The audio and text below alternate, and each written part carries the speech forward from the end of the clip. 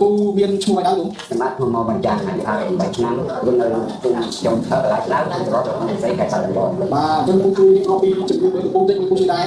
គឺជួយតាមតឡាដៃដល់ជើងស្ពឹកធ្វើការអត់កើតទេខ្ញុំប្រើអស់មកកុំតឡាដៃ បាទពូជួយរៀបរាប់ពីការធ្វើទុកតែខ្ញុំធ្វើទុកខ្ញុំមិនដឹងពូជួយ បានជិះផ្ទះរបស់ខែបានធ្វើការទេបាទដល់ពេលក្រោយមកក៏បានធ្វើទៅវិញបានបងខ្ញុំប្រាប់ថារៀនរកឆ្នាំហ្នឹងជាបាជីបាទខ្ញុំក៏សុំទីចែកបងមកក៏ប្រើការទៅគឺចឹងមែនបានស្រួលមែនថាបានខ្ញុំខកទីចែកបន្តទៀតលេងបានតែមកបងឡាហើយតនិយាយខ្ញុំថាវាមិនបាន 100% ក៏ប៉ុន្តែខ្ញុំបើកចង់ខ្លួនខ្ញុំគឺថាបាន 90% យ៉ាងតែបាទ 90% ឲ្យយូរណាស់បាទអ្នកដែលជើងសន្លាក់ជើងដៃជើងដែលធ្វើការបង្កើតដើមស្រួលអីសូមសាកទៅមើលឆ្នាំម្សិលនេះទៅវាអាចជួយនឹងបានច្រើន